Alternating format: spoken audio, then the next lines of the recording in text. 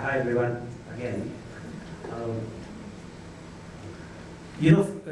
when I was a journalist, the and corporate communications was, let's say, an unknown term, very little known term, and public relations we were a little more familiar with public relations PR firms because they were in touch with us in mainstream media. It was hard to imagine that communicating with the public could mean any form other than via the traditional media. I mean, there was nothing else. There was print and then there was TV up to a certain extent, okay? And we've, of course, come a long, long way since then. So I will now, I'll quickly get into the subject because later, if you have questions and we have the time, I'll be very happy to, have questions from the audience. I would like to basically, I would turn to each of you. Maybe I can start with you, okay? And I would like you to remember what is the big change that has taken place in the way in which mainstream media is used. Just a quick overview of the subject. Okay. I'm a proud product of traditional media relations. So, 25 years back when we started off, as you said, there's only print and broadcast was about just sort of mushrooming. Communications those times were very linear. You would go, the press release route or the conference route, and you would have to wait for the exposure to come out for a day or in some cases a week. How it has changed today is that as soon as the communication goes out, you have sort of real-time exposure to that release or any sort of announcement that you're making. Next big thing that has happened is, in many cases, some of the messages are not broadcasted correctly. You have a chance today to correct it immediately by reaching out to the journalist or the one who's carrying the news. And the change is also reflected immediately, right? So there's very little heartburn that happens today in that process. So that's for me are two of the big things that happen. I noticed actually one of the reasons I've asked the speakers about what it was like is many of you I noticed are very young, okay?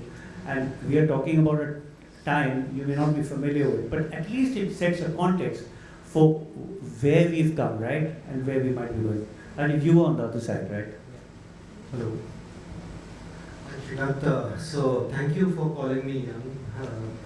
That's really very generous of you. So yeah, from the time that I was a journalist and then I moved to the communication space, the change that has happened is when it comes to mainstream media is the fact that, and with the advent of social media, is that it has democratized the entire process of communication.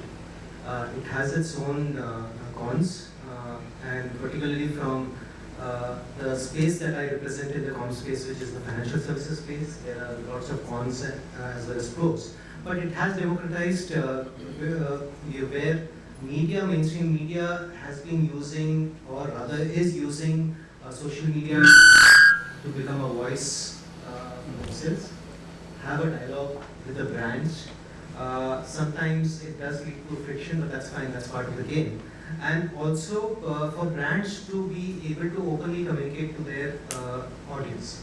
So it is not necessary for a brand to just reach out to mainstream media to reach out to its audience. It is able to now do so through social media first, and then possibly reach out to mainstream media. An important example. Social media would often come first. It comes first. And I have seen from my experience of having worked in financial services that financial services brands, by virtue of the fact that it's about money, it's about the fiduciary responsibility, there is a high touch point or a reliance on social media.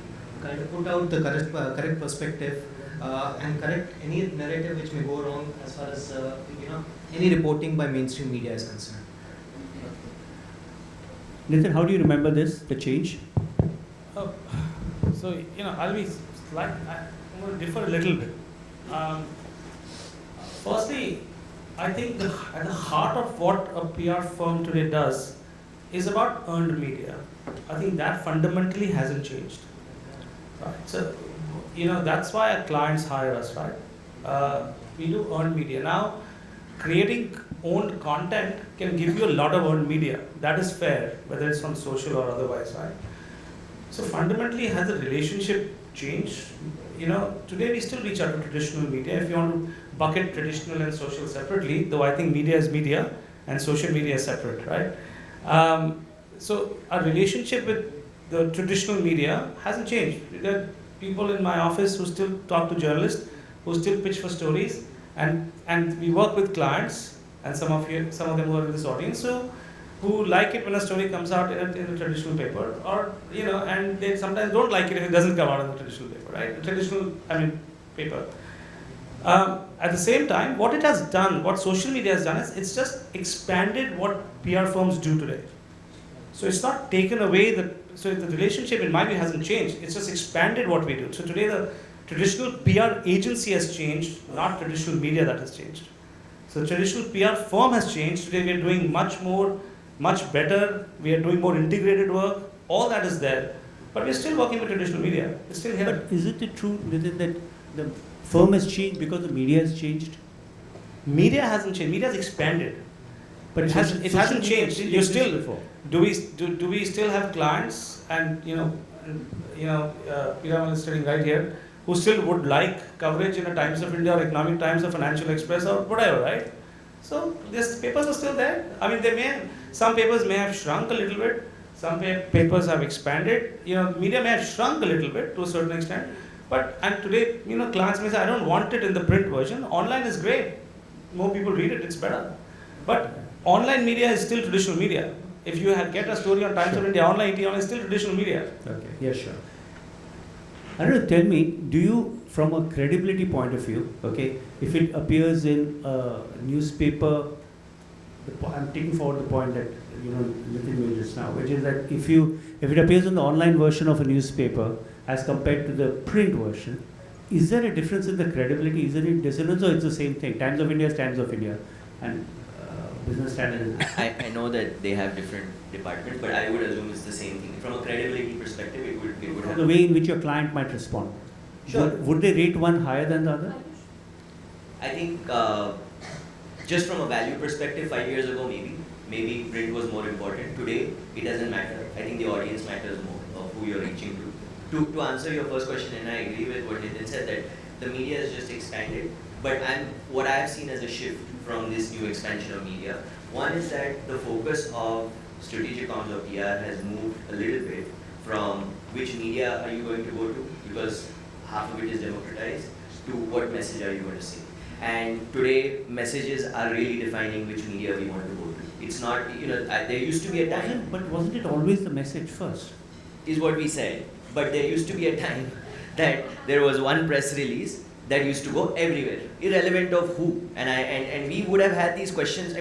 There was journalists who would question us saying, why are you sending this press release to us? It has no relevance. But you know what I mean? I think today the messaging is becoming more important. The second shift that I'm seeing is that it used to be a lot of adjective-based messaging. We are the biggest, smallest, stuff like that, right? Today, we have to be careful in saying that, because when you say it on social media, people ask you for evidence and hold you accountable to, are you the biggest, or are you the smartest, etc.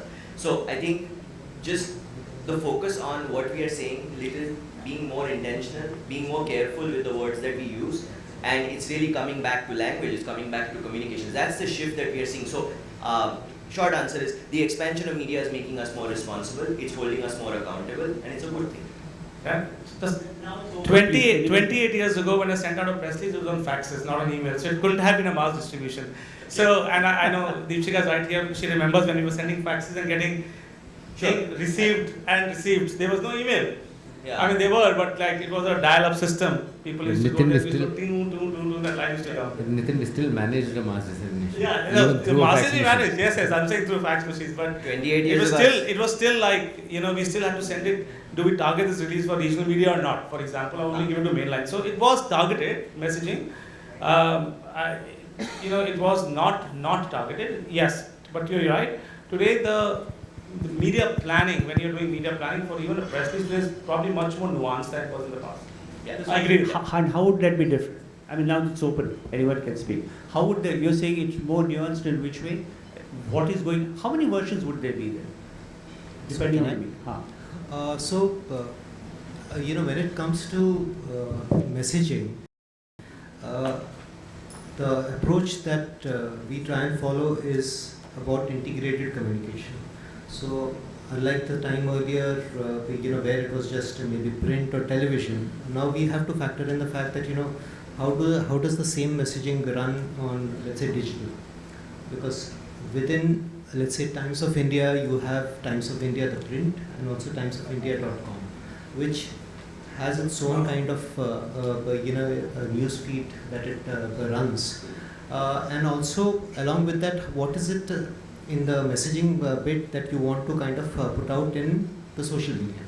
So any communication that you try and do, it has to be a very, very integrated approach, and that is what at least we at Piramal Comms are trying for. Just to add to the point,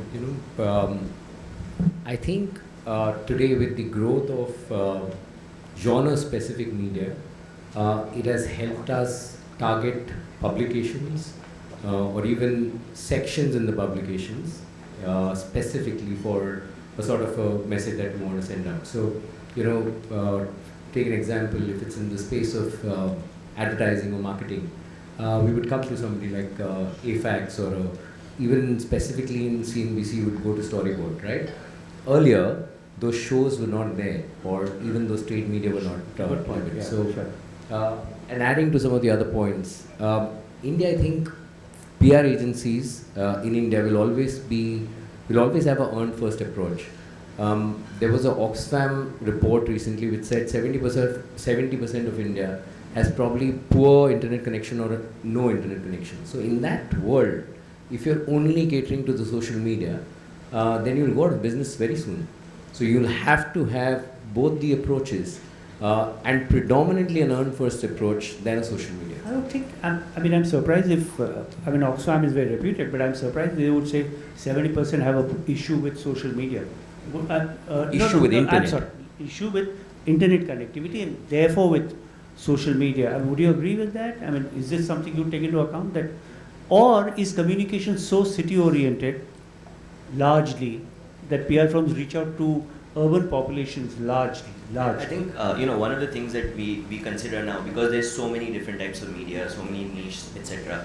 I think it depends a lot on, like I said, the message, but also on the audience, right? Who are you reaching out to, and what are the mediums that they are consuming? It's gotten a lot more outside in of trying to figure out how are people going to react and what is the medium that you want to really say this in. And then that kind of decides whether it's social media, whether it's Times of India online, offline. If I'm talking to people without a strong internet penetration, I'm talking to somebody there, and of course I need to be in a paper. And it may not even be Times of India. It will be a small regional paper somewhere. It's about reaching that. So I'm just asking a fundamental question, and it's my ignorance perhaps. But is the bulk of the communication that and now I'm talking at a very general level, okay, not just 3 or 4 of you here, but generally when we think of the communication from PR firms and from companies, is most of it directed at people in cities? Actually, this thing has come up because of the internet connectivity. Nothing. No, not at all. I don't think it depends on the audience. Right? It depends on the reach for a audience. brand, right? Yeah. So I don't think so. We work with a lot of regional. Not only us, but other agencies or brands, right? Regional, and within regional, you use different tools. And I think community radio is a very, very powerful tool that. Has it worked well for you? Absolutely, it's great. It's a great medium. Okay. One of the mediums. Yeah, sure. Yeah.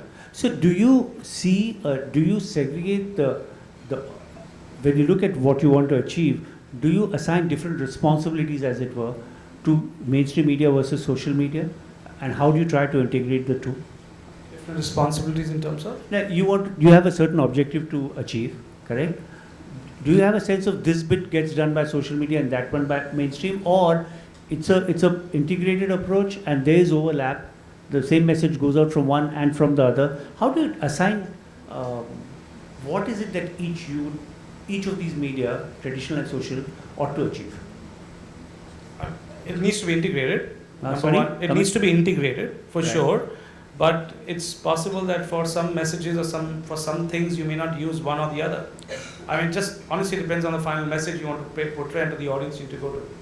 I think it also has to do with how you expect the message to move. So more than integration, I look at more like a cookie crumb approach, right? For example, 3 days ago, the CEO of NVIDIA said something in Stanford. Today, it's in all the papers, right? That originated from content on social media and now it's in print, right? Of what he said. Now, what that allows us to point to is that can we create strategies which allow one message to float across different mediums on its own, and as communicators, can we ensure that we equip that message at the start, at the origin, because a lot of it is out of our hands once it goes up, because social media, somebody will pick it up and etc. So how do we really ensure that we are able to give legs to a message for it to go across forums? And I don't mean by sensationalism, I mean by depth, so that it can actually go and talk to more and more. So if I can add an example, in my previous organization, so the use of social media also depends on the channel that you use, and then depending on what is your requirement. So let's suppose if the messaging or the positioning that you want to create is of thought leadership, then you utilize a channel like, let's say, LinkedIn. If you want to kind of communicate an instant news related to a crisis, then you possibly use Twitter. So one of the examples that we did in my previous organization was we ran a series on LinkedIn. It was a series of video interviews of our senior business heads. But what we also did was smartly embedded some messaging and news points in that. And we first put it out on the social media, shared it with the mainstream media, and eventually got coverage. So it served two purposes. One, for my audience of that brand on LinkedIn, we have a thought leadership positioning coming from our spokesperson. Second is the news that I wanted to kind of disseminate through the mainstream media, that also got achieved. So I think so it all depends on how you want to kind of use social media. In your, Rajiv, in your specific case, in the financial sector, do you assign, different roles for mainstream media and social media? Or do you do it like together? Or because you have a very specific target audience, right? So what I have seen in financial services, and particularly when it comes to crisis, given the fact that, as I said, that financial services is a very high touch, area or a segment, any kind of dissonance there first leads to reverberations on social media. You have customers ranting and on social media, and then typically from there I've seen in my experience, it is from there that the mainstream media then follows up and says that, hey, what's happening? So if it's a crisis, then I would rather assuage my customers, I would rather use social media first, and the same messaging depends on this thing can be curated and sent to the mainstream media, because if I know that once I put it out on social media, the mainstream media is already reading it. So I don't have to do the double job or duplication of sending the same thing separately.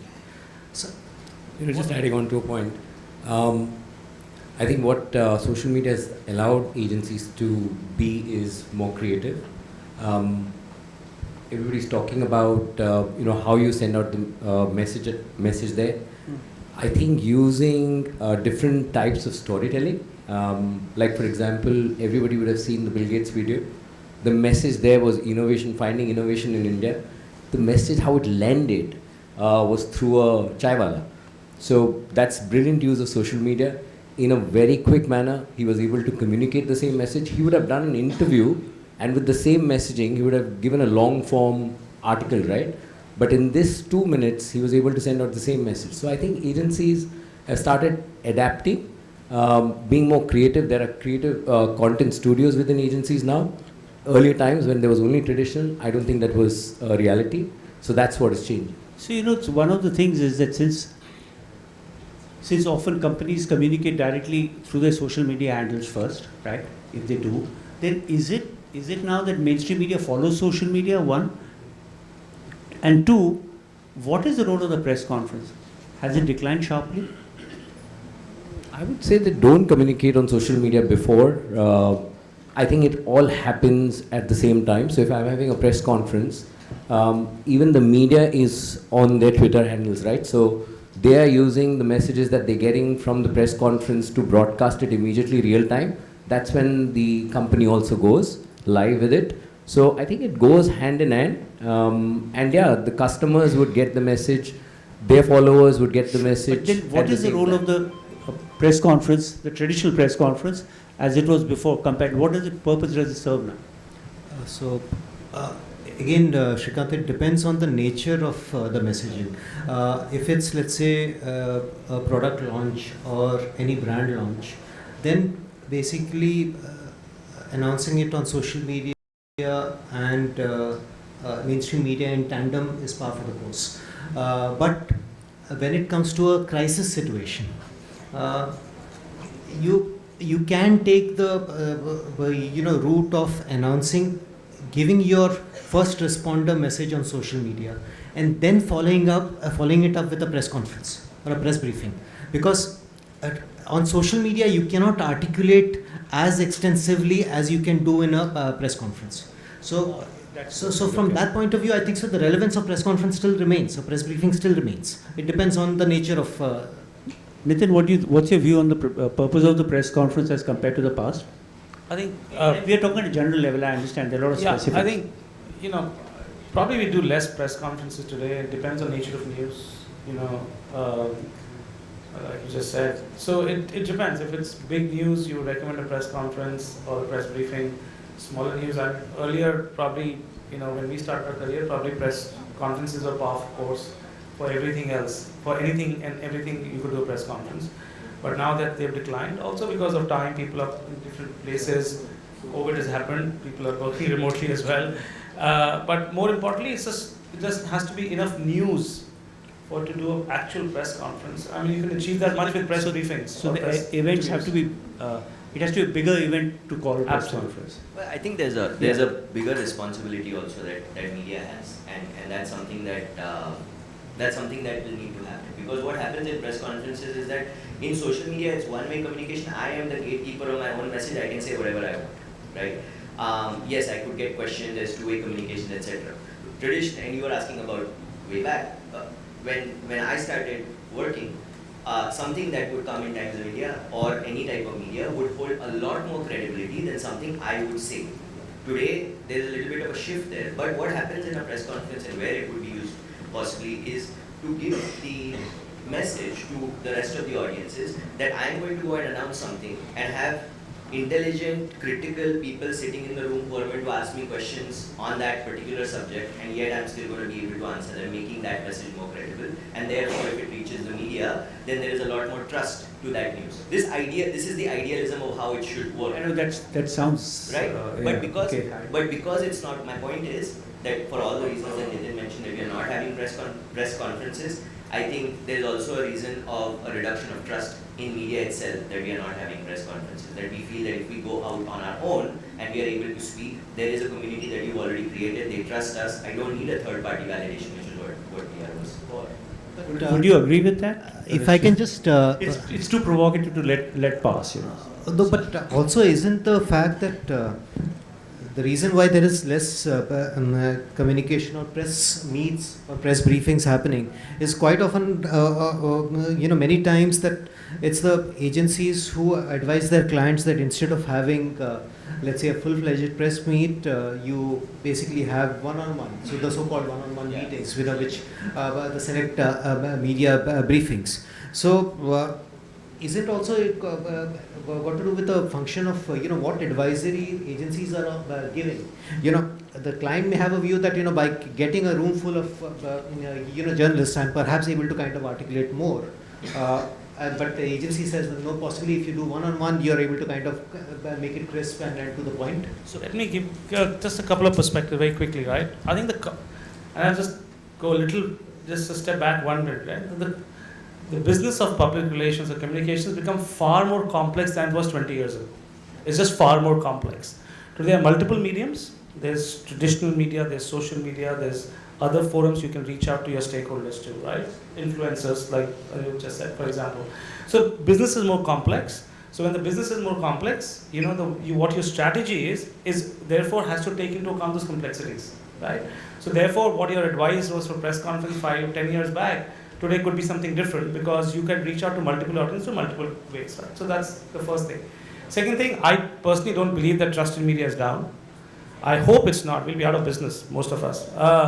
I also feel that, having said that, the media has changed, right? So there is more paid. There is a lot of more owned. But I think from a PR firm perspective, earned remains at the heart of PR agencies or the comms function in general. So if you're doing earned media, whether you're doing it through an influencer, right? Whether your NVIDIA or Bill Gates is making a comment and that is being picked up by media, right? That is still earned media, right? Because you created your own content, which is now giving you a lot of earned media. But at the same time, the word in print of an Economic Times or Times of India or any other Dainik Jagran is still, in my view, extremely powerful, and it does get noticed and does get referred to by many people, including on social media. Sorry. No. I have a question more than a point, and this is for my friends in the panel. Also we've seen, while I agree that earned media remains at the core of what agencies do, there is also this pressure of the paid media bit, which has been kind of has crept in quite much, and then there is, and this is coming from also the marketing teams. They are also kind of talking about, when they talk about communication, they are saying that, okay, earned media is fine, but how do we kind of get this paid media bit? So in light of this, where marketing is suggesting, like by paying an X amount of money, we'll get some influencers, and you have the paid media element. How does an agency navigate in such a environment then? Yeah, so Nitin, I think to your point, I think there are few media which are still very authentic, and consumers readers, consumption of media has gotten much more smarter to understand what is true and what is not, right? There have been times in my home when my mother has come and told me a story and I'm like, Mom, that's paid. I have to, because I'm in the business, I kind of end up telling her. But that's the innocence of past generations, which is not there today. People know, like people go and check and there's a verification, etc. I think where I'm coming from on the trust angle, and there's, I think 2022 Reuters did a survey, and 42, this is in India, 42% were the only, 42% of people trusted media. But here's a more unique and interesting statistic. In the US, there was a survey that was done by YouGov, and they checked what is the type of news that you trust the most. Now, traditionally, weather has been something that's been very unreliable, right? For us, like when we read about weather in the news, we're like, we don't know if it's actually going to rain tomorrow. Do you know that weather was number one on news? Something that is so unreliable in reality was really the number one. That's really such a big comment. Yeah, for what people trust in news, weather news. Okay, so my point is that I think that in certain pockets, there has been a little bit of erosion of trust in media. There are, and that is going to be seen in the future. There are going to be authentic, genuine media which is going to survive at the end of the day. If I may interrupt, I want to open it up to the audience if you have questions. I want to ask you one basic thing, which is that how do you measure impact in social media versus mainstream media? How do you measure what have you got? So, the measure... Are the parameters the same? Are they different? How do you do it? The parameters in terms of... so I'll be honest, it's still, when it comes to, measuring impact and, assessing what is the impact that it has made, it is evolving. One has the usual matrix of, doing when it comes to print, the ad equivalent, and that is one yardstick to follow. On social media,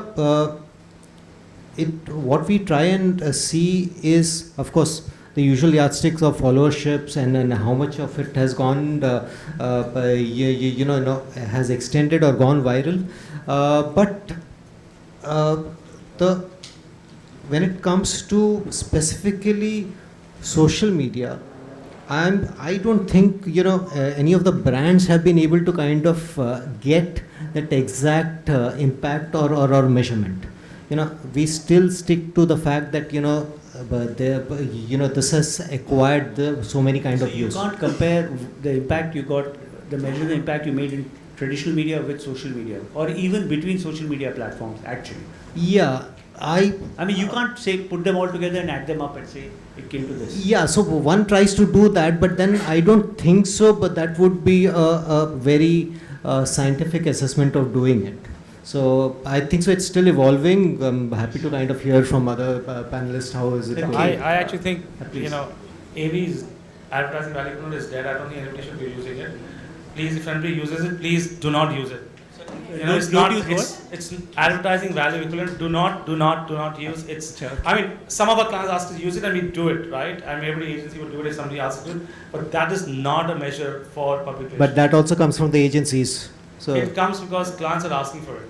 I mean, if some And agencies that- are using it proactively, I'm hoping that. I mean, I don't want to say much, but anyway. Okay. I think public relations measurement is, I would urge everybody, for those who want in the audience, look at the AMEC site, the Association of Measurement Evaluation, and there's 7 principles. The Barcelona principles are there on how to measure public relations work, and it's very clear on how you can measure it, and it's pretty good. Please do take a look at it, and end of the day, public relations can create a halo around the brand, right? But to actually measure sales are always going to be difficult unless you're doing nothing else around it, right? That's the first thing. Social media, slightly easier. Of course, you can do engagement, etc., etc. But if you have a call to action on social media, and you can track people clicking and going to the website, etc., you can do. I mean, you can do certain things. Okay. Okay, folks. Can I add something Yes. on measurement? Can I add something on measurement? Please. Sorry. Sorry, guys. One. So measurement has been something that has been going on for 10 years, and I don't think anyone has a very clear answer as yet to it. One of the ways that measurement could happen, and it's very difficult to measure social media, one point, is because social media measurement is not a constant. They are only changing their algorithms all the time. So it's very hard to understand that engagement level of some percentage today can be compared to an engagement level just 2 years ago. On a platform like LinkedIn, which changes algorithm recently. Now, the thing is that I think one of the ways that we can measure is community build. One of the measure of business could be trust, which is also something that can be measured through research, etc. Sure. And also the objective of why you did it. Like there's customers which will come to us which say we want to do it for employer branding. We want to get more talent. So a very clear indicator of is it working or not is, are you getting better resumes? Are you getting more resumes? And if you are able to connect that, I think that would be the best. But they are, sorry, we're just running out of time. But I would think there are many factors involved in brand trust, in whether people want to join. Sure, yeah. Okay, I'm sorry. So could you please identify yourself, keep your question short, and tell us, is it only anybody in the panel or somebody specifically in the panel? So this question is specifically for Rajiv, sir. My name is Kapil Jain. I run an agency called Capital Media. It's integrated communication company. Rajiv, sir. is it the question because I'm in the limelight or? No, because you took crisis management twice in your lecture, and fortunately or unfortunately, Piramal Enterprises comes in top 20 donors when it comes to electoral bonds. So whom you are going to call first? PR agency or the social media agency for the crisis management? Okay, Kapil, that is a very specific question, and I would like to kind of not answer it in public. I can speak to you offline, but The perfect PR answer. He is avoiding the crisis. my Okay. response to this is the oft-quoted one: no comments on this. That's a good comment. Are there any other questions? Anybody else? Should we? Yeah. If you don't have a question, then I do have 1 minute, so I would like to go back to the, to the speakers. So, okay. So if we were, this is my favorite question. I would like to say that if we were sitting here 3 years later, all of us. Okay. So later panels, I might ask you the same question too. If you were sitting here 3 years later, do you think the nature of our conversation would be very different, or would the issues be different? if we are talking about mainstream media, because noticed that much of the conversation was actually about social media, but which is also an aspect again relative to mainstream media. So that's how it came up. Would we be discussing things very differently? We just have a minute, so Yeah, please, I last think comment. so. With the advent of AI, we are also seeing the birth of deepfakes. So all of that news going out, creating more chaos, how agencies are handling that, I think the subject will move on to that. Okay. Rajiv? 3 years later, Sreekant, maybe you can try it, as in Sreekant can try it. Have ChatGPT have a conversation with a human, and then you be the moderator, and let's see what kind of intelligent answers ChatGPT gives vis-a-vis a human, representative, be it a PR agency or a brand custodian. So. Good point. What about you, Nitin? I was just going to say that. I hope we are still here to do this panel discussion and you don't have clones of different people over here. I don't know. I mean, 3 years later is, honestly, in today's day and age, it's a long time. Let me check with my clone what he has to say. Exactly. Aniruddha? I think we are going to be 3 years later talking a lot about fake news, like you said, a lot about reputation and how communication firms will actually have to go out and verify and build credibility in all the messages, because there's going to be more fake messages that are going to be there. The policies around AI right now are very weak, and I don't see them changing. I personally don't see them changing very rapidly, because we know that the progress on the tech side is much faster than the progress on the policy side. Sure. So I think that is going to be a major role, and maybe in the 3 years from now, we are going to be talking about how to curb the engagement, actually reduce the engagement to a more trusted space, rather than just go all out and try to reach so many people. Very interesting. Thank you. I think, could you please join me in, celebrating the speakers?